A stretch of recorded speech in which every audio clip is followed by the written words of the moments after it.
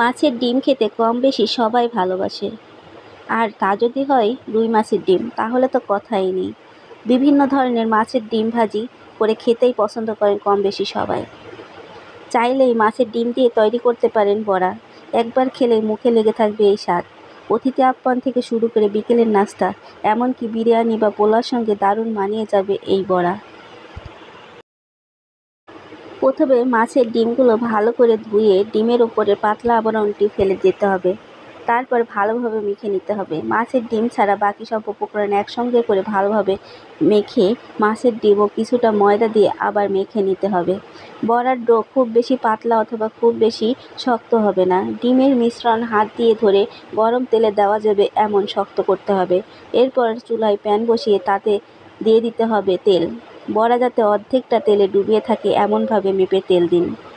তেল গরম হলে পরিমাণ মতো ডিমের মিশ্রণ দিয়ে পাকোড়া শেপে ও সাইজে গরম তেলে দিয়ে দিন। কিছুক্ষণ পর উল্টে দুই পাশে সমানভাবে গোল্ডেন ব্রাউন কালার করে ভেজে তুলতে হবে।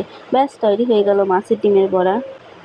মাছের ডিমের বড়া বানাতে আমাদের যা যা লাগবে: 2 কাপ মাছের ডিম, 1.5 কাপ পেঁয়াজ কুচানো, স্বাদ মতো লবণ, 1 টেবিল চামচ বাটা মশলা, পরিমাণ মতো সাদা তেল, 1 চা চামচ হলুদ গুঁড়ো, হাফ কাপ বেসন, 2টো কাঁচা লঙ্কা কুচি, হাফ চা চামচ গোলমরিচের গুঁড়ো। প্রথমে মাছের ডিম পরিষ্কার করে ধুয়ে নিতে হবে। এরপর মাছের ডিমের সঙ্গে সমস্ত উপকরণ ও 1 কাপ পেঁয়াজ কুচানো একসঙ্গে ভালো করে মিশিয়ে মাখিয়ে নিতে হবে। তারপর গ্যাস জ্বালিয়ে কড়াই বসিয়ে তেল গরম করে বড়া ভেজে তুলে নিতে হবে। বড়া ভাজা কমপ্লিট হয়ে গেলে এর ওপর বিট লবণ ও গোলমরিচের গুঁড়ো ছিটিয়ে দিতে হবে। বাকি রাখা পেঁয়াজ কুচি, শসা কুচি, পাতিলেবুর রস মিশিয়ে নিয়ে পরিবেশনের জন্য প্রস্তুত।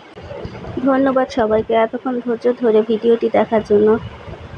সবাই ভালো থাকবেন, সুখে থাকবেন। আল্লাহ হাফেজ। আসসালামু আলাইকুম।